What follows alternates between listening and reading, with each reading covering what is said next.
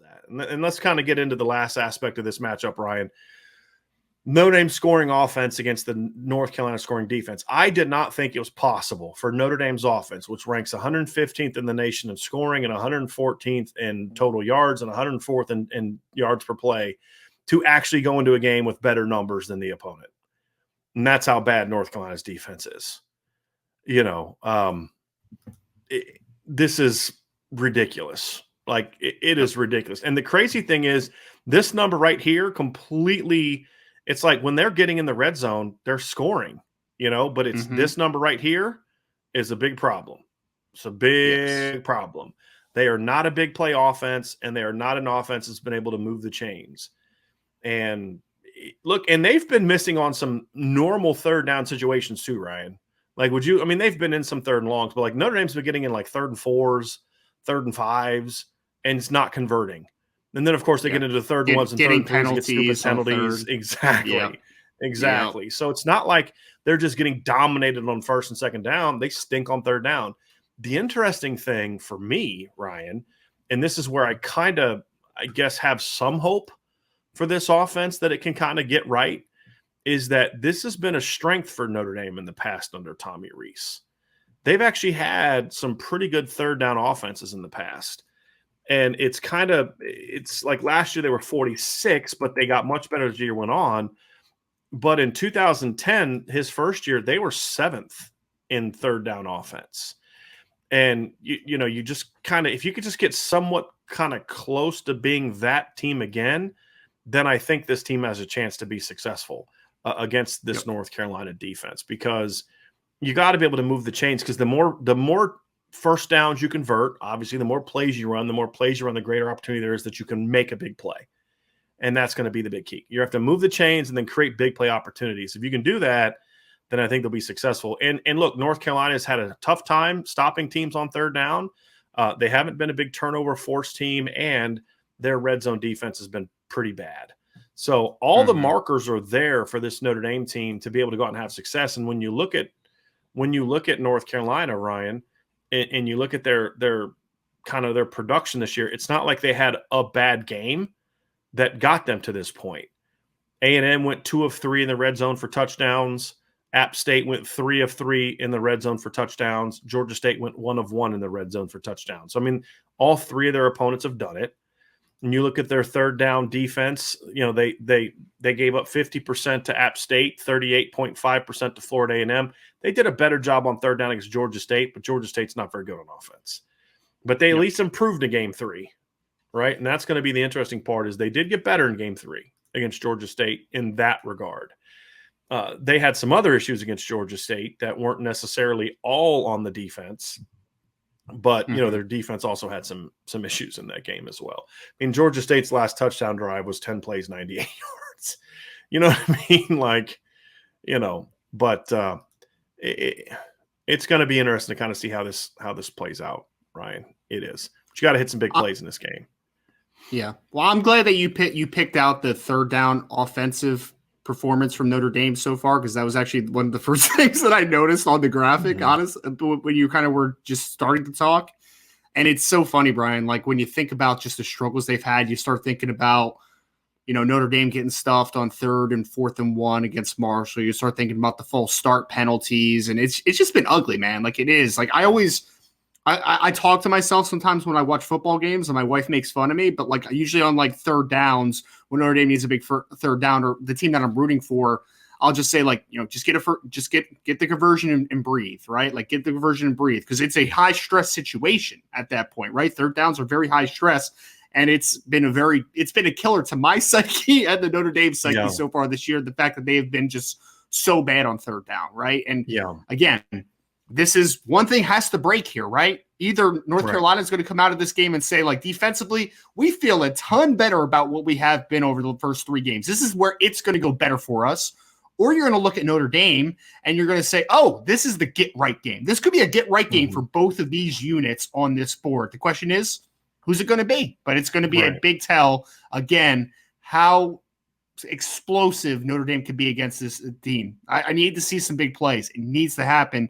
If you're just a ground and pound team against this team, I'm not sure that that's a I don't think that that's a recipe for success, because I think Notre Dame is going to get the threat of making themselves too one-dimensional, if that's just the point of emphasis, right? So it's going to be interesting to watch.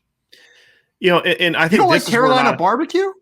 You don't no, like Carolina barbecue? Sorry, I just saw that in the chat. No, it's okay. Yeah, I do not. Somebody asked me if I was going to get some Carolina barbecue. I am not. The only place I've had barbecue in the Carolinas that I've really liked, there's a place in Clemson called the Smoking Pig, which has got some really good barbecue. We enjoyed it there, but it wasn't like what I got. I got pulled pork and I got brisket, and it wasn't really vinegar based. I don't like the vinegar based barbecue. Yeah, so vinegar is not the best. Good point. Yeah, that's my good point. It's not as bad as the Alabama sauce or whatever, like the white sauce. Yeah, I've never had that before. I would never suggest it. Yes. It's not my thing. I remember first time I ever had it was I was actually my freshman year of college. I actually went to college in North Carolina, in Fayetteville, Vietnam, and I had some barbecue down there. I was like, yeah, this is not good. I'm not a fan. It could have just been that place, but I'm not a fan. But anyway, back to this conversation. Ryan got startled when I put that comment in there.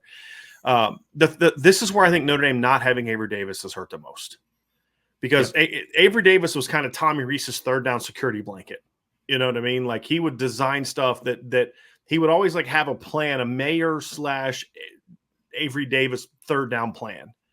Right. And I don't think he trusts the current group of receivers as much as he did Avery. Understandably so. I mean, when Lorenzo Styles is dropping a ball on third down that hits him right in the hands, that's not Drew Pine's fault. That's not Tommy Rees's fault. That's Lorenzo's fault, right? He's got to make that play. Yep. And he's capable of making that play. He's a very talented player. He's just got to make the play. When other guys are doing things that you're just saying, hey, the call's there, you got to execute it. So he's going to have to figure out who's my third down guys other than Michael Mayer, because teams are looking at Michael Mayer on third down. They're keying on him on third down. Who's going to become your new third down weapons? And somebody's got to step up and say, hey, coach, third down, get me the rock. And that's where Avery Davis was like, he was just that kind of the guy. Like, when it was third down, I was like, okay, all right, I've been hanging out the first couple downs, but now this is my down. This is my down. Yeah. And that's where, not having Avery's hurt there, if we're going to be honest. I mean, not having Avery doesn't excuse all of this, right? Because other people haven't stepped up.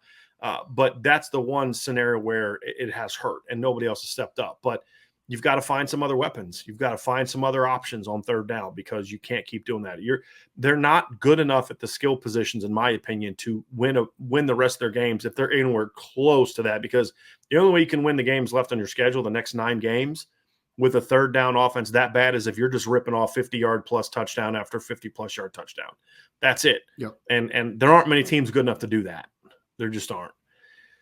So that's going to have to be an area that's going to improve. So I give Notre Dame the slight advantage here, Ryan, in this matchup. I do. I think it's all of them are close to even. I just think that this matchup is slightly favors Notre Dame because of the red zone difference is really the big thing for me. Is where I see this being a potential area for success. And I think that's an area where Notre Dame can and should continue to have success. If they can keep that red zone success and then start moving the ball more effectively, you're going to see the points per game jump way up, because that's how you score, right? I mean, every time we get in the end zone or in the red zone, we're getting touchdowns. And just so you know, for me, and I'm confident Ryan agrees with me, I don't care much about that number in the red zone. I care about that number in the red zone. I care about the 100%. Touchdown percentage. You can be a bad scoring offense and a high red zone team, but if you're not giving, and you could be a team that, like Notre Dame last year, was it last year that Notre Dame had might have been Clark Lee's last year, but there was a year recently where Notre Dame's red zone defense ranked like in the 90s, because teams, when they would get in the red zone, would score a lot. It was Clark Lee's last defense in 2020. They ranked 89th in the country in red zone defense. They ranked 23rd in touchdown defense. What that meant was they were playing kickers that were making all their field goals. They couldn't stop people from making field goals. Now, this is a bit of a bend but don't break defense in 2020, right? But they were holding teams to field goals. But you had a hard time scoring on that team in the red zone.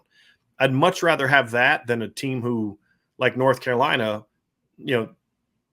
when teams get into the red zone, they're scoring touchdowns, right? Like, you don't want to be there. I don't care what your red zone. The 100% doesn't bother me if I'm a North Carolina fan. It's because it's early in the year. It's only 7 possessions. It's this number. Like if they were giving up 1,000 or 100%, but they three of the 7 were touchdowns and the others were field goals, and you'd be okay. We're not that. We'll get it figured out. So I think that's kind of that's kind of the way that I'd look at it, Ryan. So that's kind of how I view this particular aspect of this matchup. Yep. I think it's perfectly illustrated, man. It's again, it's a bad versus bad. Somebody's going to come out on top, and it's going to be another huge indicator of who's going to win this football game. Because right now, both units are struggling, but it's going to be who is. I think the more mentally tough team is a good way to put it, Brian. Because I mean, let's call a spade, right? Like Notre Dame offense right now doesn't have much confidence. I wouldn't assume, right? The North Carolina defense, I would assume does not have much confidence right now. So this is a game where you build confidence. So interesting to see how this one unfolds.